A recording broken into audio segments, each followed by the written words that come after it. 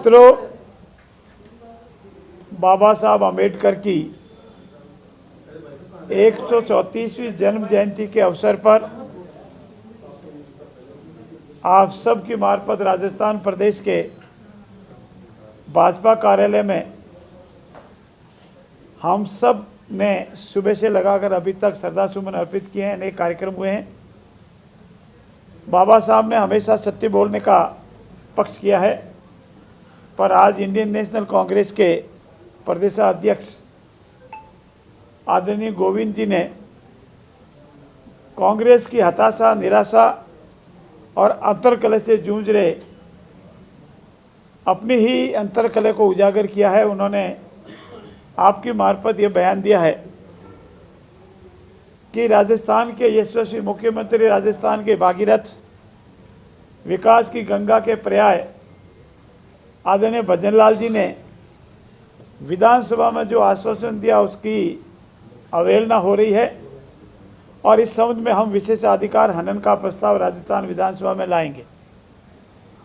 सबसे पहले मैं उनकी हताशा, निराशा, अंतर्कलह को समझ सकता हूं। चाहे अहमदाबाद में कांग्रेस पार्टी का अधिवेशन रहा हो जिसमें पूर्ण रूप से उन्हें किस तरह से एक साइड में किया गया, और दूसरा विधानसभा में जिस तरह से वो बिल्कुल दिखने बंद हो गए, और तीसरा सचिन जी पायलट का जो पड़ला भारी चल रहा है, उन सब से मैं मान सकता हूं कि वो मात्र अखबारों की सुर्खियां बनने के लिए बिना किसी आधार के गलत बयानबाजी कर रहे हैं।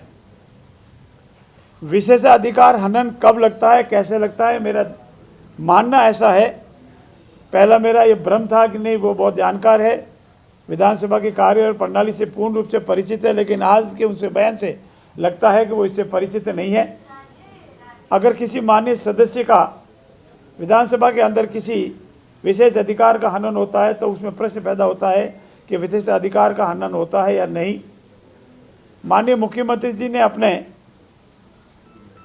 बजट सत्र के दौरान जो बात कही वो विकास से संबंधित थी। अनेक विधायकों ने अपने अपने क्षेत्र में विकास से संबंधित बात कही। माननीय यशस्वी मुख्यमंत्री जी ने कहा था कि मैंने बजट से पहले प्रतिपक्ष के नेता को स्वयं ने फोन कर उनसे निवेदन किया था कि आपकी पार्टी के कार्यकर्ता अगर संकोच से या पार्टी के विधायक संकोच से अपने क्षेत्र के विकास की कोई बात नहीं रखते हैं तो आपकी मार्फत आप इकट्ठा करके मुझे भेज दें।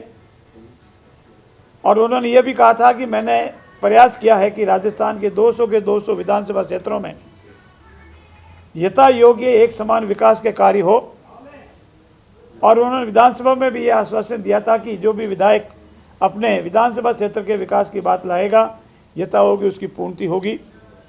उस समय पंचायत राज या निगमों के पुनर्गठन की न तो कोई बात थी, न कोई ऐसा विषय आया, और न माननीय मुख्यमंत्री से इस संबंध में कोई वक्तव्य दिया।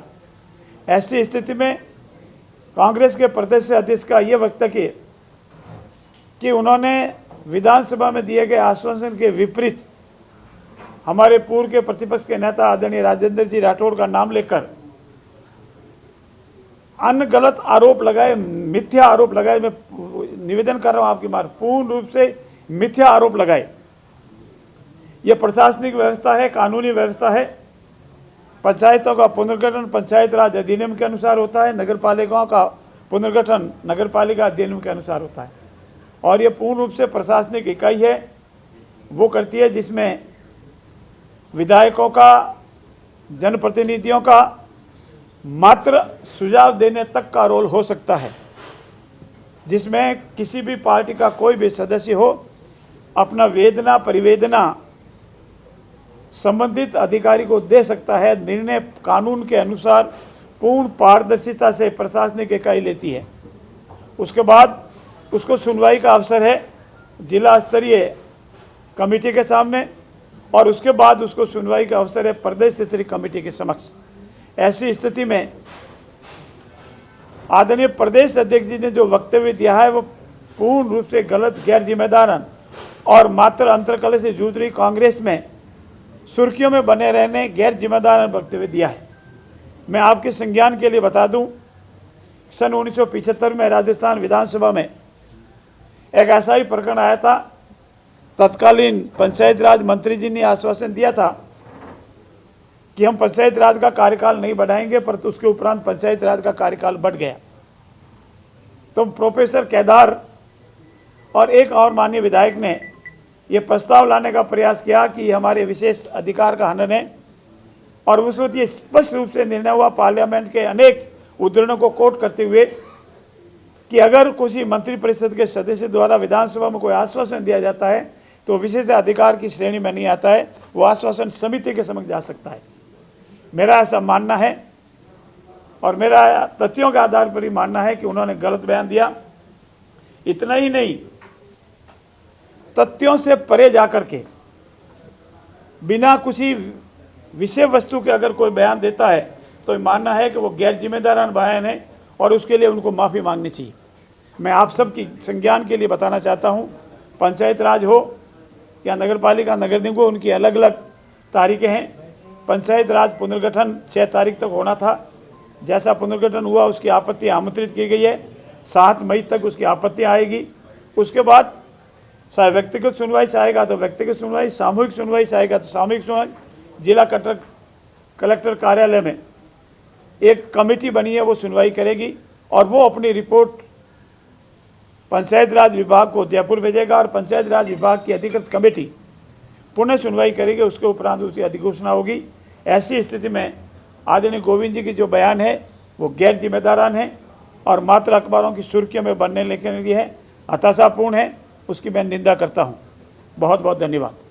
मंत्री जी सचिन पायलट ने कहा है कि अगर वसुंधरा राजे जी की सरकार सुन रही है तो वसुंधरा जी को पूरे राजस्थान का दौरा कर लेना चाहिए, जिससे स्थिति अच्छी हो जाएगी। मैंने आपसे पहले निवेदन किया कि एक ध्रुव क्षेत्र पर कांग्रेस के दूसरे नेता है, वो सिर्फ ये देखते हैं कि किसने क्या बयान दिया है। वसुंधरा जी ने विकास और पानी की समस्या के संबंध में दिया है।